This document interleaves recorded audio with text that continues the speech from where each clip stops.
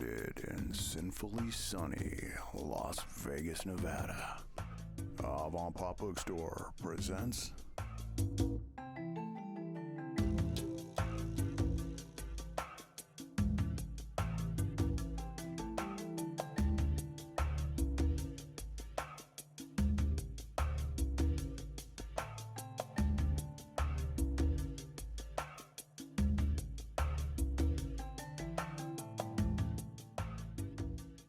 Joining us on this episode of Avantpop Bookstore Presents is Kelly Garni.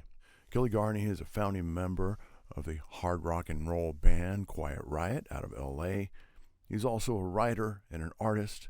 His book Angels with Dirty Faces is his biography, and his book Naked Vegas is about his photography years. Joining us now is Kelly Garni.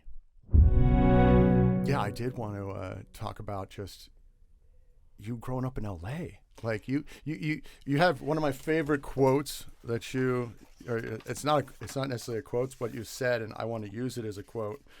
Let's see, it's right at the beginning.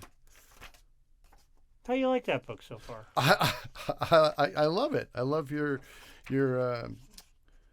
tenderness through it, in such a weird book, in such a way well, it's funny because a good friend of mine and my ex-partner was an escort, and it's interesting to see how you are around the same group of people, and seeing the work and seeing what they're doing, and then also just like you do like there's a couple of scenes where like you don't have to go that far. Yeah. You're uncomfortable. You don't shoot porn. Right. You shoot beautiful women. You take pictures of beautiful women, and I love that. But it was the basically luck and being at the right place at the right time is the main thing. And man, throughout your life, it seemed like that was it. I mean, I loved it as a California kid in Southern California. As a California kid, the Southern California vibe. In the 80s, like you were there running the streets as a kid. I mean, in the 70s. Well, mostly I ran. Are we starting? Yeah, we're good. Oh, we're good. Okay. Yeah, mainly I was running around in the streets during the 70s, the mid to late, well, even early. I think when I first hit Hollywood, it was about 1973. And we were hanging out. First place, me and Randy Rhoads, my guitar player, band and best friend at that time. The first place we went in Hollywood was Rodney Bingenheimer's club, which was unreal. And it could never, ever, ever exist ever again. Maybe in some parts of the world, but I don't have any idea where that would be. Maybe Thailand. But, because it was Hollywood, it was real convenient for a lot of rock stars to hang out there. And Rodney was real tight with all them. And so they were hanging out there, too. The weird thing about the club, and this is right on Sunset Boulevard, but the oddest thing about the place was the clientele, which was a collection of punk rockers, and then a lot of ambiguous people who were gay and maybe trying to figure it out. Mm-hmm. And then the predominant mix of the crowd was girls who were about 13 to 14, 15 years old, dressed as sexy as you could ever hopefully not imagine. Yeah. It was the 70s was weird like that. Yeah. And there was even a magazine that it touched on it a little bit back in those days called Star Magazine, which I understand is now a big collector's item. I would give anything to look at a Star Magazine again. So if anybody has one, hit me up. But they were incredible magazines that showcased a lot of girls and did like modeling shoots of them. No porn, no nudity, nothing like that. But they were dressed, for early 70s rocker chick, cool and sexy. And it was just gorgeous. And so all the girls in this club emulated those models. And some kind of famous groupies who used to hang out at Rodney's and hang out with the likes of David Bowie, Led Zeppelin, T-Rex, Right. Yeah. The Sweet, all those early glam guys that were going to this place at that time. These girls would be there, and they'd be hanging out with these big rock stars, and it was right there. They had the VIP booth, and it was just a booth elevated from the rest of the place about 2 feet, and and it had a little fencing around it so you couldn't just walk up to it, and it was a nice big table, and you'd walk in there and you'd see these bands sitting there, and these girls in that magazine would be hanging with them, and the girls in the magazine couldn't have been more than 17 or 18. Right. Yeah. And I think that possibly they were even younger than that. Well, yeah. Looking back, I think that's what it turned out to be. A lot of them were really young. It was kids. just the coolest scene. And the thing that made it even cooler was it didn't matter if you were 12 years old. You could go up to the bar and get a drink. Yeah, I remember. I was in Gazzari's before I was 21. All those clubs were like Yeah, that. The Starwood, where I basically grew up, it was unfathomable to get asked for an ID. Yeah. Especially if you're a female. Oh, for sure.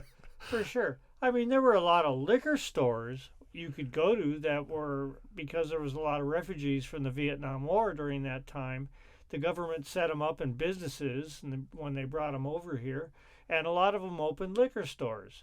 And they were like, they never asked you. So if you were a kid and you wanted booze, you found yourself a Vietnamese liquor store. Yeah. Yeah, yeah. I had my first fake ID when I was 16, and they didn't even care. You just do this, like, all right, yeah, that's it. Yeah. Well, we weren't even old enough to have IDs, and we were walking in there, buying stuff. It was unbelievable.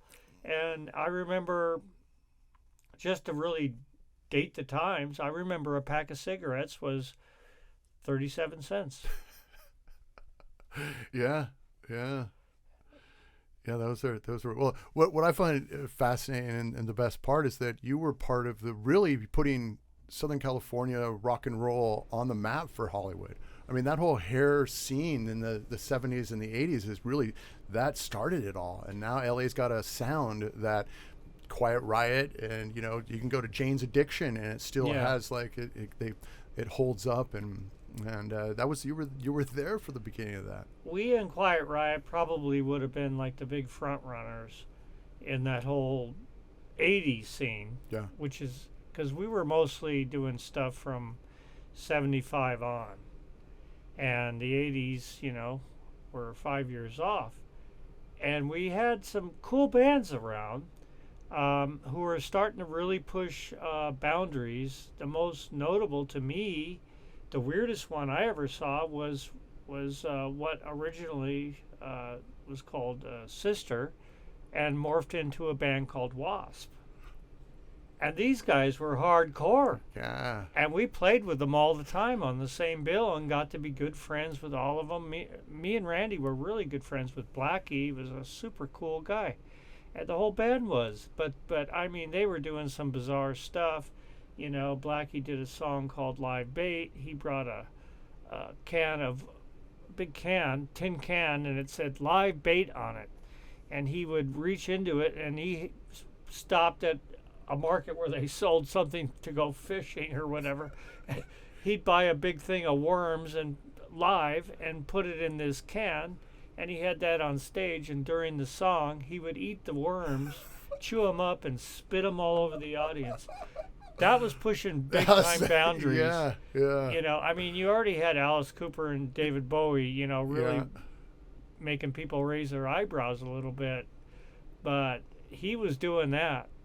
But the Starwood was just a local club.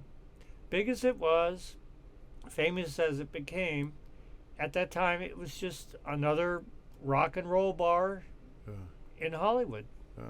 Well, and then MTV, I mean, I was, I was a kid when your guys' video came out, and it was the favorite. Everyone loved that, Girls Rock Your Boys, and your Yeah. videos just like they had duration in the beginning, and that was when MTV really launched here in the United States, and you were part of that whole thing. I think it was you guys and Billy Idol and Madonna and Michael Jackson just kept spinning that was like you'd played your videos all the time on MTV. In all honesty, I missed all that. Ah, so you were already an EMT. I was gone. Yeah, I became an EMT in 1979. Interesting. And after I was very famously thrown out of the band, Right. although might I add, a lot of people have done worse things than me since then. I could name names, but they're more famous than I am, and everybody already knows. But examples I could cite. But yeah, I was working ambulance, in the latter part of 1979. Yeah. Then one of the stories that I loved in here, your drug story with Rod Stewart at the Playboy Mansion. Oh my God, that was amazing. It sounded pretty amazing. Talk about finding a buddy at a party. I mean, no one believed me. There was like no way you went to the Playboy Mansion on New Year's, no less, and you hung out with all these people and did what you're saying. No one believed me, but it was true, and it's so weird. I was so young. When I think back on that, I think, gosh, I was so young. I really didn't get the gravity of exactly what I was doing. I was more like, this is a way cool party, and Rod here is awfully nice. And and it's cool meeting all these people, but once we talked to a few people, him and I just kind of took off. Yeah, and you knew who you were. You knew your band. You knew he was. Yeah, I heard of you guys. Yeah. That kind of a thing, and he couldn't have been any nicer. And he was a really regular guy. Yeah. I mean, everything I wanted to do, he wanted to do, and vice versa, and. Man, we just had a great time. Him and I hung out for about 3 hours at least. And I mean, he met you back at the barrel, the champagne barrel. He was waiting for you. I mean, that's a pal right there. Yeah. We were waiting for New Year's, and the thing was, you didn't have a little glass of champagne. You had a bottle. Of course. And there was this gigantic barrel that was way bigger than a hot tub, and just full of ice and champagne bottles. And if it ran out, they filled it right back up. So you toasted with a whole bottle. Yeah. Heck yeah. If that's the type of party. Yeah. I mean, heck yeah. Now, rock and roll, you get done with that. You had no desire to get back into it. You didn't like the whole industry anyways. It was, well, I mean, most everyone knows in the music industry, it's, especially at that time, there was a lot of leeches. Yeah, it was not a good industry for me to be in at my age, my maturity level. Yeah. I mean, I grew up quick in Hollywood, anybody would who, is playing clubs, growing up in bars, you'd think you'd have some sense, but not me. Maybe the other guys in my band did. Well, at least two of them did, because Randy and I managed to get in some pretty good trouble once. You in were a while. pretty scrappy, it seems like, for a little skinny guy. You were you were a scrapper. You didn't take no shit. He was no wuss either. Yeah, that's what he said. We didn't back down. We got bullied all through school, so we were used to it. We weren't afraid of anybody, and we knew that if we got into any problem that was bigger than us, somebody was going to come along and save us. Yeah. We made sure that, there was always somebody around. Right. But that was only like 80% of the time. It's the 20% of the time where the problem became a little bit bigger than we were. Yeah, and you were pretty boys too. And we had that. That pisses a lot of people off. Yeah, it does piss a lot of people off. Now your transition into the EMT, being an EMT, like what was your drive for that? I always wanted to be a fireman. That's what I used to think about when I was a kid. And I never really forgot about it. And during the time I was in Quiet Riot, I had a job. I was the only one in the entire band who lived out on his own. I lived with my girlfriend. I moved out when I was 16, and we rented this little mother-in-law's house, and it was great in Van Nuys.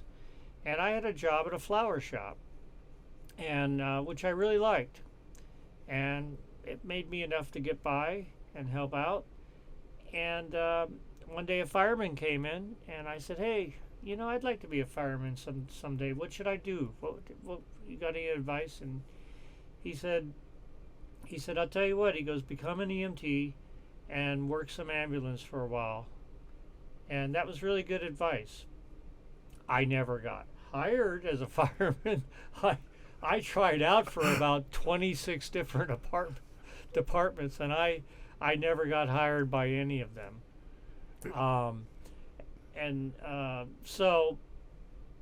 But that's what he said to do. But nevertheless, I really, really enjoyed the ambulance experience. That's where I really grew up. Did you ever talk to David Lee Roth about it? No. Yeah. I've never had a conversation with him. I actually was going to have a conversation with him one night, and I would have brought that up because I always thought that was really interesting about him. Yeah. But a whole nother story why that didn't happen. Not my problem, his. He had a big problem. It wasn't a good one to have. Oh, no. So, anyways, I loved it. I loved working ambulance. It was really hard work. I mean, I went to work the day after I graduated, and I was straight into 48-hour shifts. Wow. And then 24 hours off, and then 48 hours, and then you finally got 48 hours off. So you weren't even home 4 days a week at all. Yeah. If you were lucky, you could go home. And if you were cool with the dispatchers, they'd let you do stuff like that. I had 2 dogs at home, so I had to go home and feed them and let them out and all that kind of stuff, And so I lived really close to where I worked. I literally could have walked to the ambulance company. And but they used to let me drop by there and take care of my business. Yeah. So what was how did you bring that to Las Vegas? There was a company in Las Vegas at that time called Mercy Ambulance that had a really great reputation for being a cool, glamorous kind of a company that ran really, really good calls. Now, let's define good calls. This isn't an easy call. No, a good call is going to be a really, really hard call, like you got people splattered all over the street or something, from a big car wreck. That's a good call. And most people would go, "Oh, man, I just don't even want to see that, let alone have to deal with it." But when you're in that profession, you have this adrenaline junkie kind of attitude where you want to see the worst of the worst. You want to, so I always chose to work in places that were super bad. Mercy wasn't necessarily super bad, but they went into areas that were. I was familiar with what North Las Vegas was, and so I moved up here to go work for them. So which was more dangerous for you? Because I know you got stabbed, cut. She get shot doing that? L.A. was way more dangerous. L.A. was way more dangerous. Interesting. Yeah, way more dangerous, and it shouldn't have been dangerous, and nobody told me it was going to be dangerous, but it sure was. Yeah, there's a aspect of working ambulance that doesn't involve Band-Aids and oxygen and things like that. It's called what we called psych calls. Legal term is a 5150. You have to physically go out and take somebody that was deemed most of the time by phone by a psychiatrist to be a danger to themselves or other, and he's not around, nobody's around. There might be some family around, but generally you had to break into a house and you took people against their will. And that's dangerous. That's very dangerous. I don't know how many guns I got pulled on me. I don't even know. But nobody ever pulled the trigger. Yeah. You could generally talk them out of it. Yeah. The knives, for some reason, were a different story. Nobody wanted to drop that. So they might have been insane, but they had enough sense to not pull that trigger. But they were Yeah. crazy enough to still hold the knife. Yeah, you went from getting guns pulled on you as an EMT to getting guns pulled on you as a photographer here in Vegas. Yeah, well, not exactly. No, actually, specifically that never happened. I had one major incident with a guy who was freaking out, and I knew he had a gun, and I didn't know if that was going to come out. So Yeah, and you're always strapping here in Vegas. Yeah, You got the. I love that yeah, you got 2 cameras and a pistol on your side. You're absolutely, because Wild West. I used to take my models, even the clothed ones.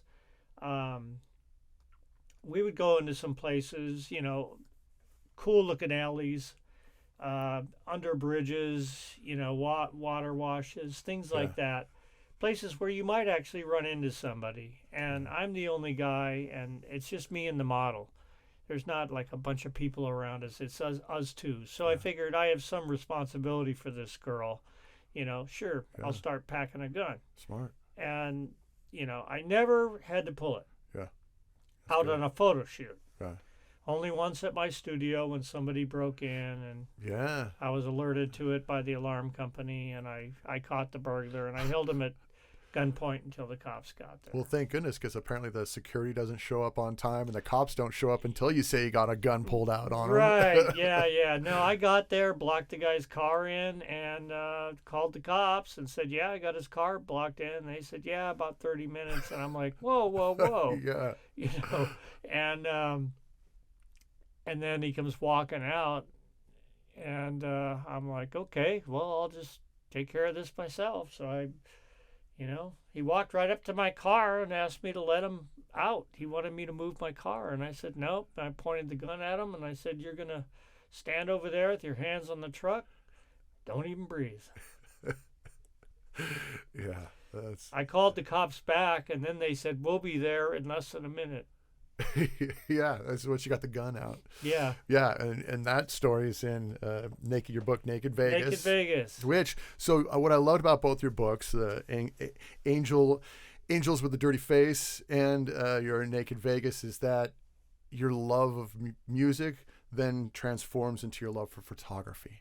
Oh, yeah. Boy, I love photography. Yeah. I loved everything about it. It wasn't just that. Well, originally I got into it because I wanted to hang out with beautiful girls. Yeah.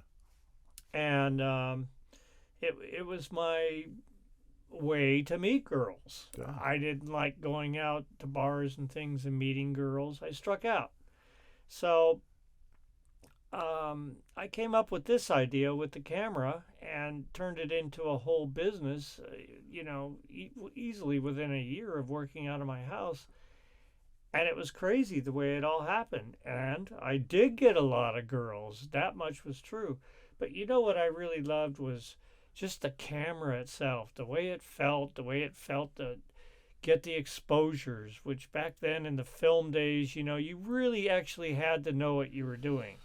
It's not like now. Yeah. And that's why back then I was even able to do it, is because not a lot of people really knew how to do that well. Yeah. And it's an investment, like you said. You're at the point where you had invested so much into photography that you didn't know if you're going to make your mortgage. I was getting ready to lose my house, my car. I was pretty good about keeping the utilities on because I kind of needed those. But I was able to catch up pretty quick. And but everything about photography, the darkroom thing, luckily my house was set up so good to have like the ultimate beautiful darkroom, and I miss it so bad. And I miss that part of photography more than anything. Developing the film, and especially the print making. The models loved coming into the darkroom with me when I printed their orders. Yeah. I'd invite them. Yeah. Of course. See how it's done. We got a bunch of booze here. We're in a room with only a red light on. Here's a beautiful picture of you. I just happened to be the guy that took it. This was working out And pretty all you need good. is some slow jazz, and you're hooking up. Yeah. Yeah. So digital. So it took you a bit, you said, to get into that whole world. And is that all you shoot now? Yeah, now it is, and that's when I do shoot. And which is interesting. I'll shoot a model now and then. It's usually somebody I know. But the odd thing is as little as I do any photography work, I'm an instructor at UNLV for all the photography courses. Yeah. Well, most of them. I share it with a good friend of mine, Marcy, who was also the designer on Naked Vegas. And she's super talented in her own right. And so the two of us teach all the classes. And so,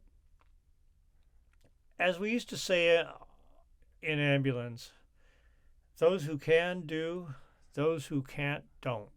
They teach.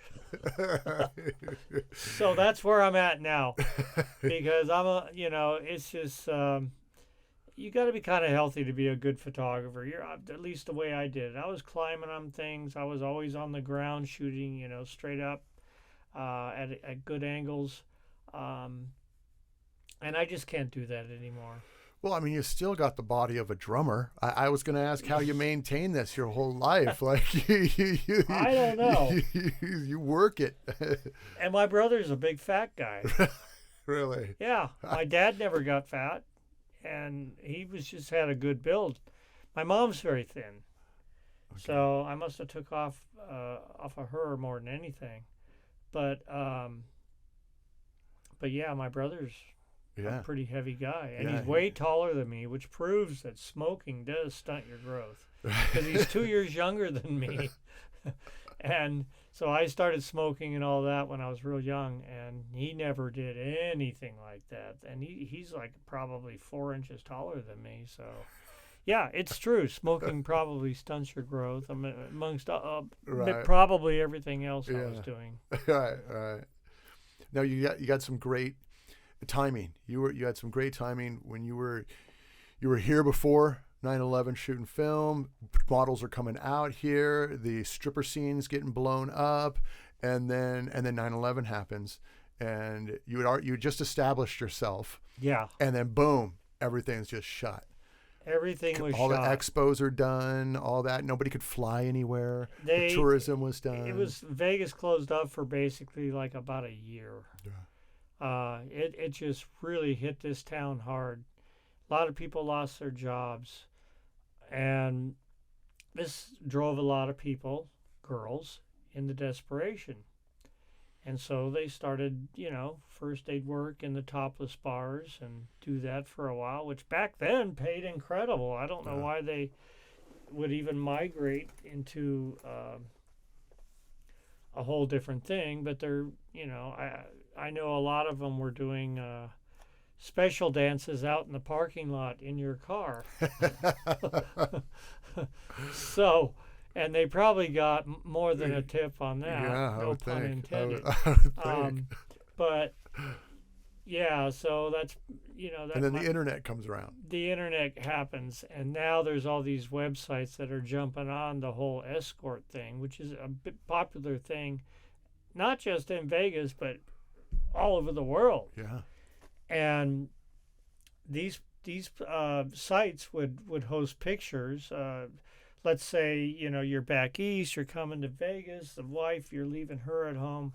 You're going to have some fun in Vegas. You go online and you go to these websites and you pick out a girl and you contact her. And back then, they were, and probably still are, they were very friendly and outgoing, at first they didn't do so much checking on you. Now the girls are like super, super careful. Yeah. They probably even have connections to run background investigations on you. Yeah. So one of their clients does that, so he does it for them, and they take care of it. That kind of a thing, Yeah. And the way Vegas works. Yeah, exactly. But yeah, these sites just made it an incredible thing happen real quick. And it was happening right before 911 and digital. Well, I should say digital happened before 911. Well, you were saying too that if you wanted to see your work, just look on the streets of the Strip. Yeah, because they were handing out those cards. I remember those. You remember the business yeah, card yeah. thing? Oh my God, it was obnoxious too, wasn't it? Oh, they would. Yeah, you're like, yeah, and then people just toss them, take them just to get rid of them. Right. And there'd be guys just lying down. There's the not row. one. Yeah. There's like Yeah, 10, you yeah. know, and it's like here, and they all have a different girl, Yeah. you know, and yeah, and people would throw them on the ground, and I felt. I was up there walking a few times, and back then I had a girlfriend that had a little girl that was 8 when we got together, and we'd walk down the Strip, which was a lot of fun back in those days, and I was actually embarrassed. Well, yeah. Yeah, I was embarrassed when I came out and I saw kids getting over, just looking down. You Yeah. know? The whole sidewalks is littered with Little them. stars covering up Photoshop stars. Right, yeah, Photoshop stars, and but yeah, it was a weird time, you know. But yeah, when the internet did happen and digital became a big thing, that's when these websites came along and things really got rolling, as far as that whole trade.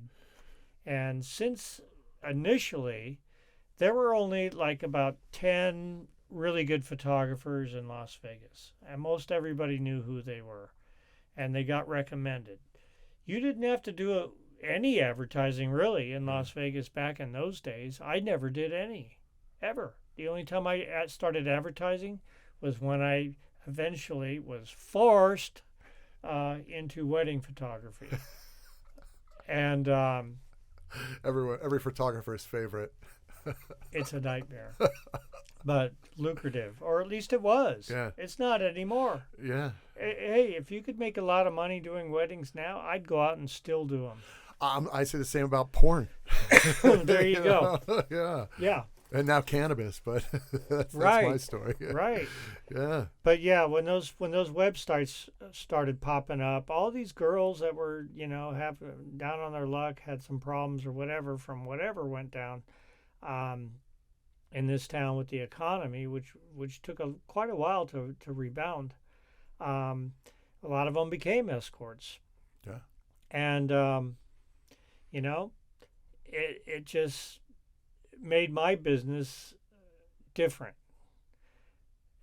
Yeah. Well, then you started dealing with pimps and Yeah. and not just the models. Yeah, because before it was I dealt with modeling agencies and models, and that was pretty much it.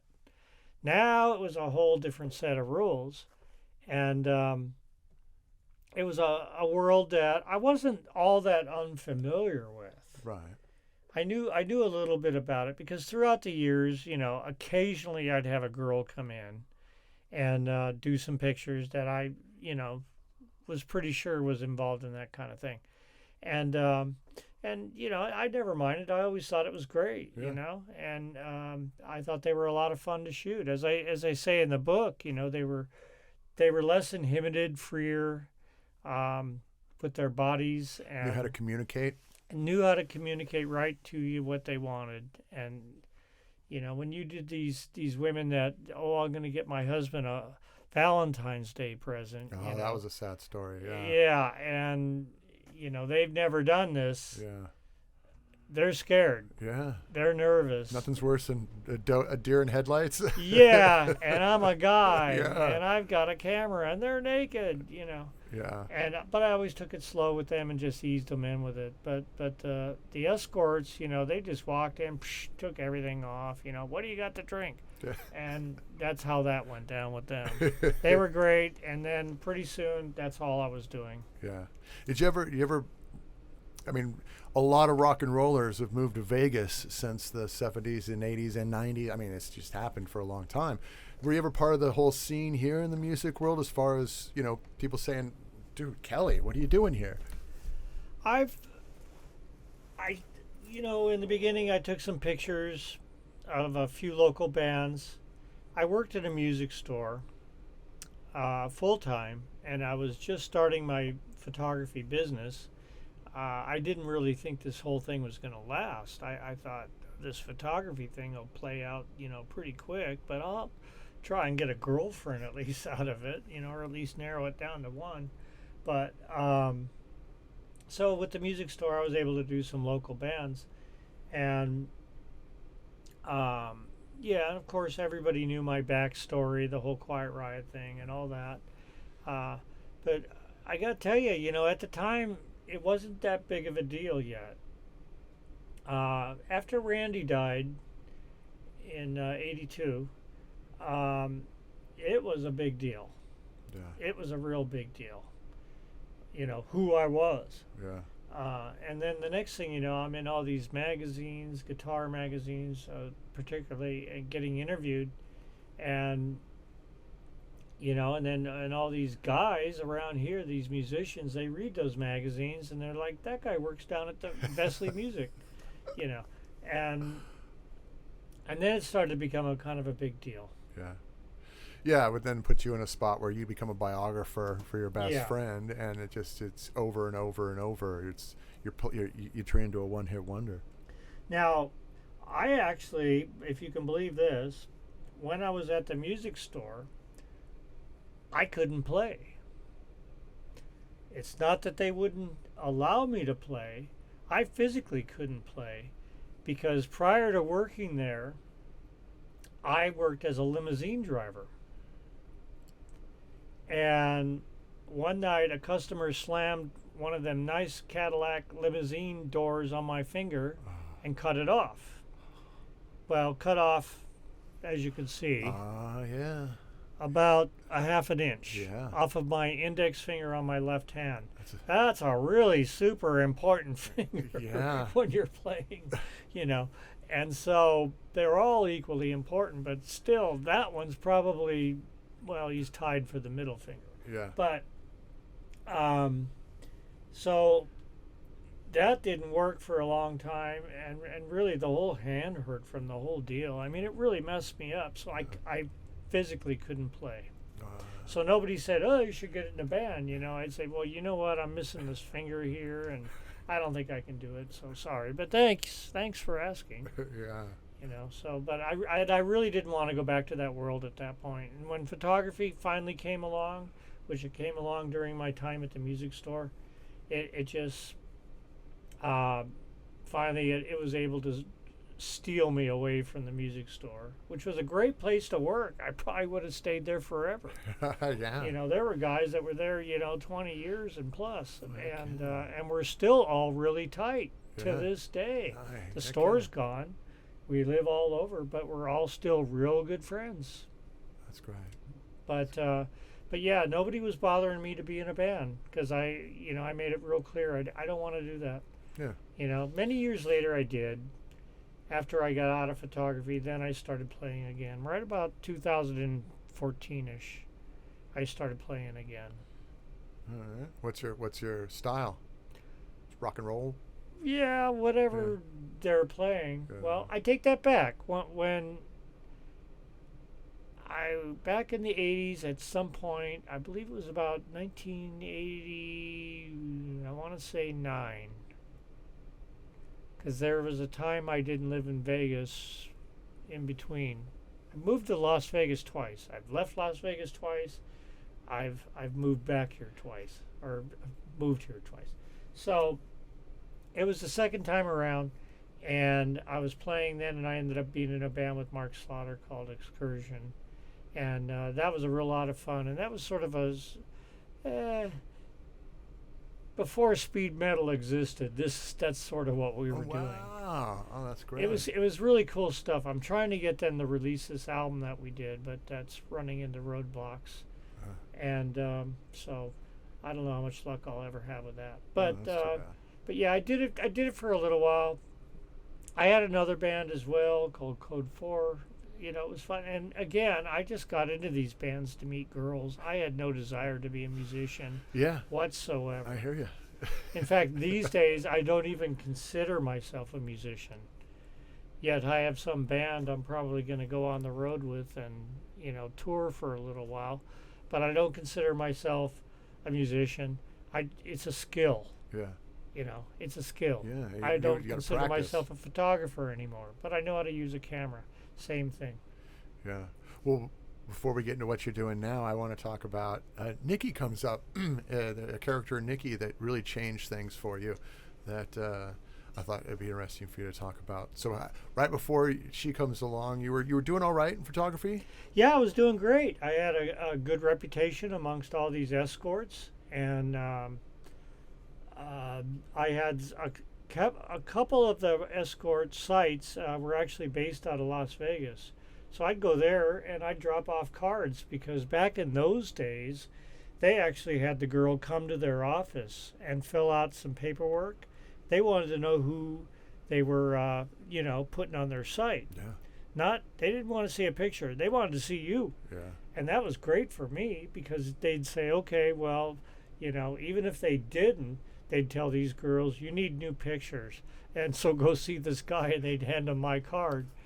And I was the only card that they handed out, because none of the other photographers in town were really doing it.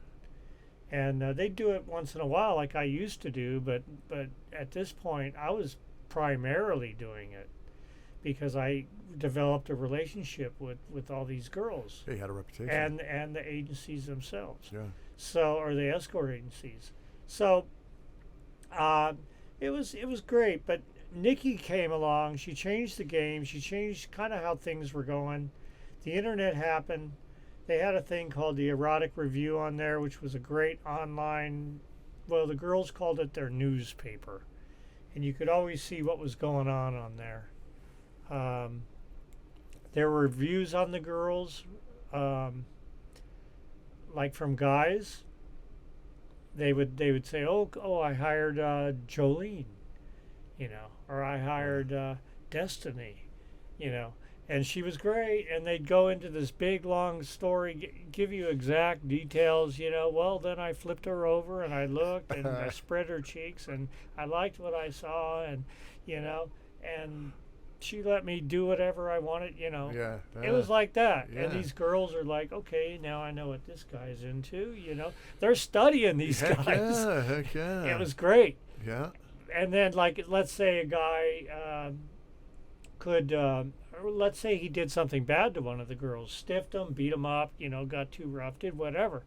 The girls would call him out on there. Yeah. And then all the other girls would know not to book him. Yeah. So, and this is with pictures and all kinds of stuff going on that way. Yeah. So it was pretty good. And I used to read it all the time. It was very informative. And girls would talk about who did their pictures and stuff on there as well. The girls were on there and very active as far as interacting with everybody, each other, and the so-called John's. hobbyists. Yeah, hobbyists. Johns, as they Hobbyists, used to be yeah. called. But yeah, and they're probably still known as hobbyists. I'll have to contact one Yeah. of those girls and ask them. I haven't asked that one lately. I was actually just wondering that. But yeah, Nikki went on there, and Nikki's an absolute genius of a woman. Very, very, very smart. Talks very articulately, unlike me, and has a great personality. And she was on those boards and was a real favorite of everybody, and quickly became the top girl in Las Vegas, and fees went along with that. She was making more money than any other girl, and there was only one guy she would use for her pictures, and that was me. And so the other guys, or the other girls, said, well, if Nikki uses him, She's let's making go. that much money. I want to make that much So money and get those then, photos. as if I wasn't already doing good, then it got crazy good. So I'm still in contact with Nikki. She's still a great friend after all these years. There's actually a couple of girls that I'm still good friends with. But Nikki was the top of the heap. In fact, there's some great pictures of Nikki in there. Yeah. And there's even some that were taken right across your parking lot at the Green Door. Yeah. Which was an amazing place to be able to go in. And we went in there during the day when it was closed. So I didn't have to Get wade pulled into through. anything? Yeah, but we would have been quite the attraction because that's Yeah. what the whole place was, a big voyeur thing. Like Yeah. there were windows so people could see in the bathrooms, Yeah. no matter which you were doing, and so you had to be like totally down that way. You Yeah. couldn't be shy about Yeah. anything, That's, So that's great. And you almost got eaten by a tiger? Or was it a lion? it was a tiger. Yeah, I worked with a lot of animals. I bet in Vegas people wanted their pictures taken with big animal cats for some reason. Yeah, it's not like that anymore. They've kind of gotten rid of all the tigers and all that because it was, well, there's been a couple of incidents, We had, of course, Siegfried and Roy and their poor unfortunate thing that happened. And they were super nice guys. And I hated to see that happen to one of them. But yeah, there was a few incidents along those lines. And so finally, Vegas now is pretty much animal free. I'm not aware of any shows in town that No. you I know. don't- I And don't back either. then, that was a big part of your advertising, Yeah. particularly for Siegfried and Roy. But Rick Thomas, the magician, he was making tigers disappear and things like that. I've worked with him. He was a super nice guy. Did a big billboard of a tiger and a girl in a bikini. For Main Street Station, which I don't know if it's still there or Yeah. not, on Fremont Street. Might not be. I don't know. Yeah, I don't know. But did a lot of work for the hotels and that kind of stuff. But yeah, I worked with elephants, a lot of birds. Yeah. That's Vegas right. was big on birds back then. But yeah, a tiger did grab me once when I was walking by him. I thought he was safe. I'd been shooting this tiger since it was a baby, because the guy that owned him would bring his tiger cubs into me and have me do pictures of them when they were really young, and then he'd bring them in about once a year, and I'd do pictures of them. And this tiger was about 4 years old, so it was also about 400 pounds. Yeah. So, and just incredibly strong. And he was out of the room, and the tiger was actually chained to the floor. He had a thing in his. We were doing this photo shoot at his house, and he had this thing that went right into his floor that he could chain the tigers to. So it was contained, but it had enough room, And I walked by while he was out of the room to adjust a light that was behind the tiger, and I thought, I know this tiger pretty well. I've done a lot of work with this tiger, And so I just took a step near him, and he just reached his paw out, which, by now is longer than my arm, by the way, and grabbed my foot and brought it right up to his mouth like he was going to take a bite. And he just held it there real firm. Like, you're not going anywhere, man. Nowhere. Just waiting for the cue to You're eat mine. you. I'm thinking about it. So, having worked around a lot of tigers and the leopards and everything else this guy had, I knew what to do. First of all, you don't get scared. And I actually wasn't. I said, I don't think this tiger is going to bite my leg off. I don't think he will. It knows you since it was a cub. I think he's just playing. Yeah. Because they play rough. Oh, yeah, I've seen pictures. They play very, Yes. very, very rough. Yeah. And I didn't feel scared, but I knew that that could change very quickly in a situation like this. So that was in the back of my mind, and I was thinking that, well, what am I gonna do if he does take my leg? I'm gonna have to let him have it so that hopefully the rest of me can Right. get out of range of his chain length, which was about 3 feet. And so yeah, he's going to get the leg if that goes down. And but the thing that I was always told about them from the trainer was, don't get scared. They can smell it. They know. Yeah. And so I remembered that. And there was a certain way you walked around them. You walked very easy and deliberate, quiet as you could be, and slow. And you didn't do anything sudden with your arms or hands. You just took it real easy when you walked around them.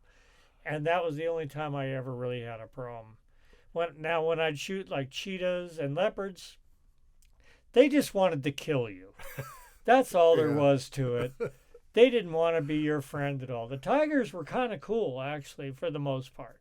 But the leopards and the cheetahs, black panthers, they just wanted to kill you. It didn't matter.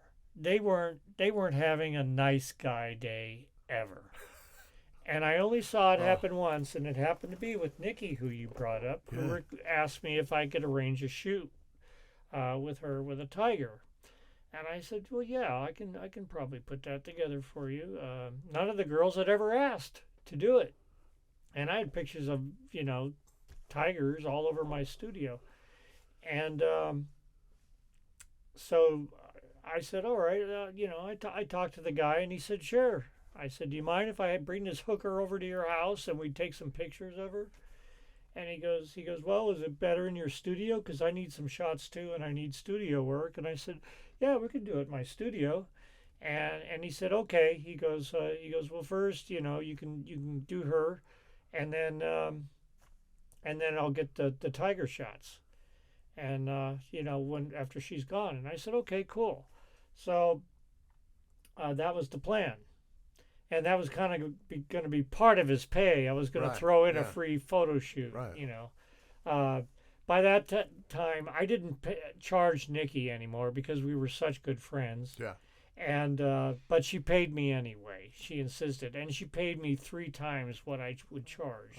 She was just so great. I still adore her. But anyways, so on the day of the shoot, he called me up and he said, listen, the tiger has a problem. I can't bring the tiger. Can I bring a leopard? And I'm like, oh, that tiger's going to want to kill a hooker.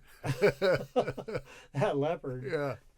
And so I'm like, is that all you got? He goes, yep.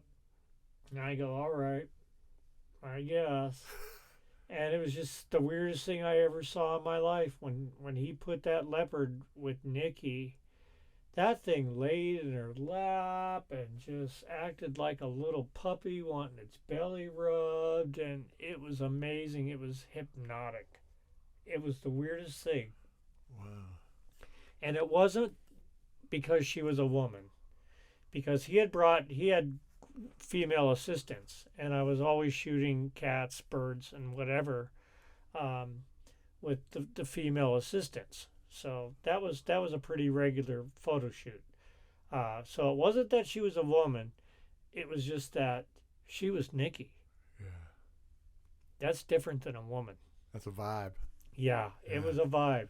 It was one of the most bizarre things I've ever seen. Because I told Nikki, I said, listen, this thing's going to want to eat you. Not the way they usually pay you to do, but another way, like your leg first, not kissing your toes. No, no. This is like your whole leg. And, and she goes, that's all right. I'm not scared. And I said, okay. And I think that she was so... And she's like that anyway. She's a very new worldy kind of a person, does things like Reiki very well. And I just think she had this weird intuition that the cat got. Yeah. The cat figured her out more than she figured the cat out. Yeah. And whatever she had, it worked with the cat. And it was an amazing thing. And she got great pictures, and they are in my Naked Vegas book. They are. Now, I love the rock and roll life, and I love women. But what I'm most jealous about is that you get to wander the desert right now and pick up stuff and make art out of it. and then your art is that. I mean, let's talk about that, because that's. I mean, I don't know what else you're doing right now aside from teaching, but that's I teach. I know the last time we talked, it was that I was so jealous because you just wander in the desert and finding old cans and glass. It just isn't the desert, man. I go to old mines that were built in the 1870s and 60s, and I even moved to a town that had 150 mines in it just because I wanted to have art supplies handy. Wow. Which was Pioche, Nevada. And, but yeah, that was almost an offshoot of the photography, because I was really fascinated by these old pieces of steel I'd find out there, like the things that people would put up on the side of their houses and barns and all that, the steel. And it would be all rusty after 100 years. Lots of times full of bullet holes. Yeah. And I started doing some artistic nudes when I was shooting photography. And I figured out this way to mount the pictures on that steel and use it as sort of a photo frame. So that's where the art actually came from. Was first it was art photography, and then after the whole photography business fizzled out, at least for me, I still like that steel. Yeah. And I'm like, well, now what I'm going to do with it? So I do still put pictures on the steel and sell those. But, you know, whenever I was out in the desert at these old places we would go, because we would go to some remote sites to do the pictures. And it was usually an old mine or an old ranch or something like that had old buildings, that kind of stuff. I'd always find interesting things on the ground. Just something really old. It's like, you know, and I'd pick it up. Sometimes I'd keep it. Usually I just throw it on the ground, you know. But when the whole photography thing had taken its last breath, I needed an artistic expression. So one day I found these weird hinges on this old building out in the desert. And I got 8 of them. And I said, So I started playing with these things, and these were big hinges. They were door-size hinges, but they were obviously very, very old and very rusty. And I was playing with them on the floor and making them into different shapes. And I said, look at that. You can draw with these things. You can make things. You know, I was making like flowers. I made the sun. You know, I was making mountains. I was doing all this stuff with these hinges. And I'm like, I need to go get some more crap like this. So then I started doing exhibitions to expeditions to get the little things that I used to just throw on the ground and occasionally keep. Now I needed those things, so I'd go out there with a bag, a big cloth bag, and I'd just walk around, look on the ground, pick up weird little things. We're talking old screws, small stuff. I don't need nothing, you know. If it's bigger than my hand, I don't really need it. And and the smaller and weirder it is, the better. Yeah. So, now knowing that I could draw with them, now what do I do with these little shapes here? And I have one piece, and there's a picture of it on my website. Yeah. I don't think there's one in my book. No, I don't think so. But the first piece I made, I still have it. It's not for sale, mostly because it wasn't made very well. Because it took some time to experiment with different glues and see what was gonna last on rusty steel to rusty steel. What do you glue that with? Welding rod. Yeah, so I'm using like liquid nails, you know, and Gorilla Glue and, you know, super glue, all this stuff. You know, wasn't until I started using JB Weld, which turns into a ceramic when it dries. That works. It adheres great to rust. It loves rust. So then once I figured out I could draw things with it, then it was like, okay, now I'm going to start an actual art piece. And I did that. And I actually still have the first one I made of that. And then once I got a clue on how this was working, there was like no stopping me. Then I was obsessed enough to go live for almost 5 years out in the middle of nowhere in a town with a population of 700 people, and it's half Mormon, you know.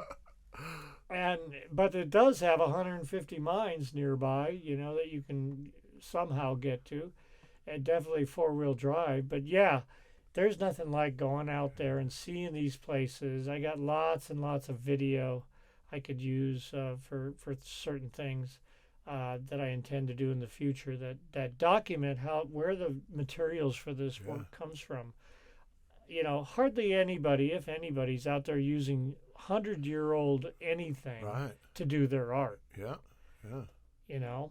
I love that. Yeah, so I like it because I feel those things have an energy. They've laid out there in the desert for 100 years after being useful in some sort of, you know, society context, be it, you know, just a man and his wife living in a ranch.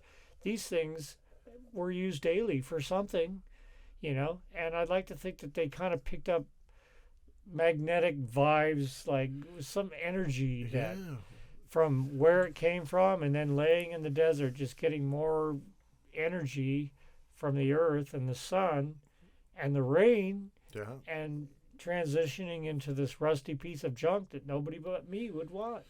Yeah, and it's interesting being out in those places where histories lived, where, you know, people lived, and then it just dies, and you're just finding little bits and pieces of a civilization. You learn a lot about their lives by picking up what they left. That's the cool part. I mean, you go into these places and you're like, oh, they used to sleep in here. This was the bedroom. Here's the kitchen. You know, out back, there's the, you know, the outhouse. And which I didn't do too much around those too much. But. Well, there would be a lot of, you know, that's when people would have trash piles, or, you know, they'd even like dig holes and throw just all their stuff. So you find old glass and bottles. And now, actually, you bring up a good point, because the trash piles are actually the best place to look. I mean, the first thing I do is I find the trash pile. And you just find some extraordinary things in there. It may not have worked for them, so they threw it out, but I sure am glad they did, because it sure works for me. There's a lot of valuable things I find in the trash. Oh yeah, heck yeah. And you learn what they eat. Yeah. You know, I mean, everything was canned. That was their food. They would buy canned everything. Yeah. So you get a large variety of weird cans, which I have a big collection of.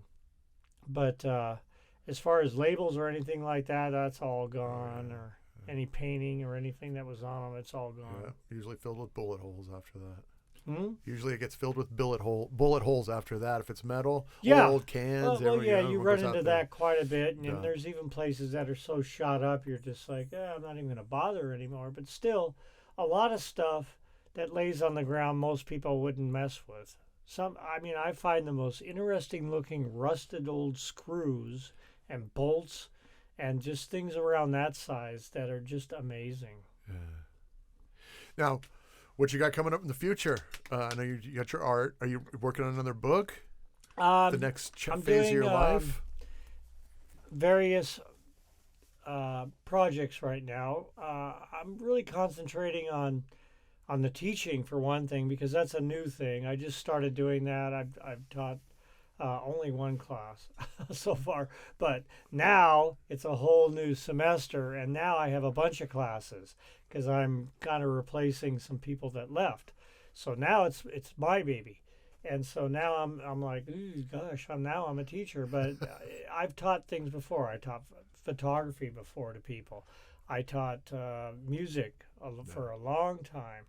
When I worked ambulance at one company, I was a crew chief, so all the new people had to go by me and go run calls with me, and I had to evaluate them and see if we'd even want them around, and sometimes we didn't. But yeah, so I've taught, and you know, I teach these people the ropes on when you're working ambulance. Yeah. So I've taught a lot of things. So this classroom business is a little weird, but luckily I'm able to take everybody out on location and do a lot of stuff. I make up my own rules for the most part. And when you're passionate about something, it's great to have a teacher who's passionate. You Yeah. know, showing you the ropes. I mean, Yeah. That's the good juice right there. Yeah, exactly. So I've got some pretty interesting classes. You can check them out online at UNLV's continuing education site. And you'll see my name right there. But I really enjoy it. Yeah. You know, just some of the classes I'm having to do were ideas that the other people had that I wouldn't do in a million years. Right. I gave them a list of my own set of classes, and they're in the process of putting those in place now. But I have 3 classes now so far. That's exciting. Yeah, but I'm trying to get that up to 6. And outside of your collage found art, is there any other escape that you're doing artistically? No, to be honest. As I said earlier, you know, I had a band call me up that I used to tour with, not Quiet Riot, and they asked me if I wanted to do some shows, and I said, well, what's it pay? And they told me, and I went, yeah, I guess I could do a few of those shows, sure. So that's supposed to happen. It'll be nice to get out on the road and hang out. These guys are nice guys. There's no drama. It's easy stuff. It's cover tunes. Not my favorite thing to do, but to me, like I said, it's a skill. You know, to me, being a musician is just a job. Yeah, totally. All right. Well, on that note, Kelly, let's get you out of here. That was great. I mean, I could keep talking to you forever. I had a great time talking to you too, Yeah, and I loved all the questions that you asked. Well, it's always a pleasure, and I love your books. And I'm still working on Angels with the Dirty Face.